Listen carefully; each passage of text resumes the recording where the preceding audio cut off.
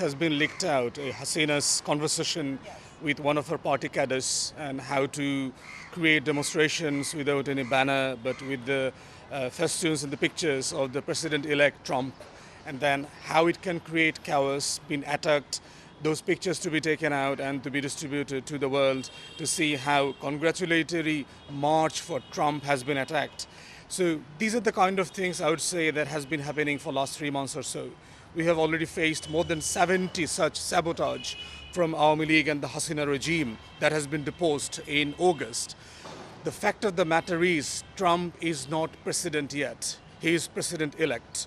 He's going to be taken oath in January next year. And the priorities of such an elect government and administration is to recruit people to govern. You know, the American administration is on an ad hoc basis administration. He requires more than 5,000 staffs to fill in White House and other departments. So the priority for Trump is to recruit people. You have seen yesterday a woman has been appointed as the head of chief of staffs in White House. So in the political landscape of Trump, Hasina and Bangladesh does not exist. So what she is saying or trying to suggest is simply a daydream, and that shall never be materialized. I think they'll get nothing out of it. The fact of the matter is, if you remember, if the country remembers, that when Trump was in power, Priya Saha, a member of the Hindu community, a female activist, went to Trump's White House and complained that more than 35 million members of Hindu minorities and other minorities are persistent attack in Bangladesh. And Trump curiously asked the lady, where is Bangladesh? So you can imagine the length of attitudes and knowledge of Trump. He is simply a power-phobic person. He loves to be in the chair, and the Bangladesh on the landscape of his politics does not exist. So no initiative has been taken by Trump during that era. Then why it would be different this time? Nothing at all.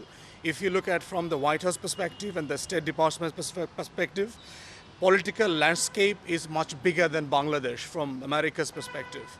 And Trump's foreign policy is quite inward.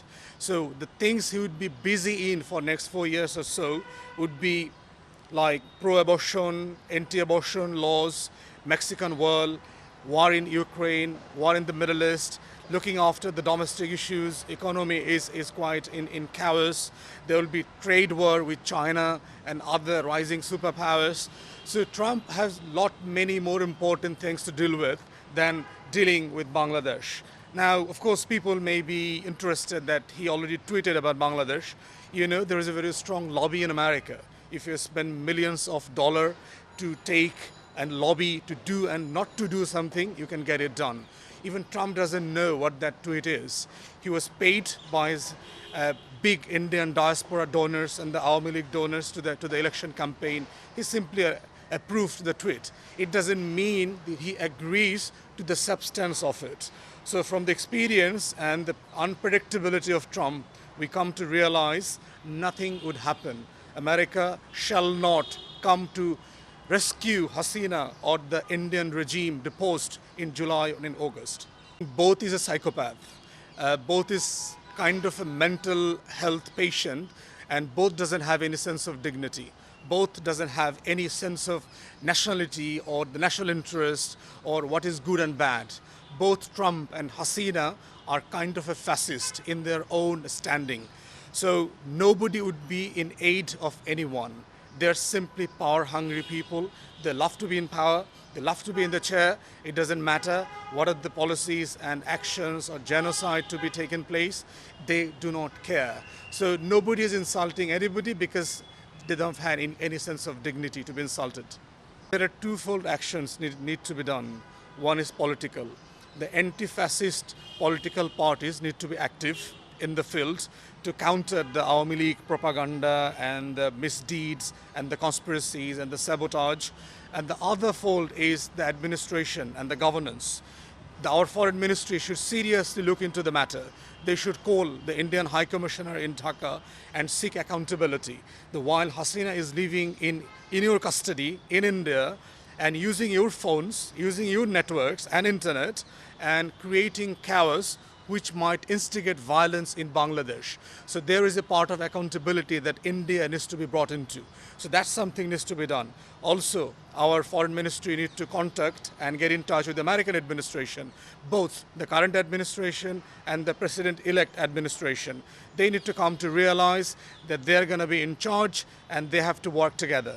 So no conspiracy or instigation from any quarter should not be taken into account. The fact of the matter is people of the both country should be in touch and work together for a better relationship in the future. There have been more than 75 attempts of sabotage in last 3+ months, and we have seen there has been chaos, there has been uncertainty, there has been slow administrative response, but not so far any of those has been successful. So there is no reason why this time they will be successful. You have seen whole day round, thousands of people have gathered across the Bangabandhu Avenue and the other places where Awami League leaders and workers are supposed to be coming and demonstrating.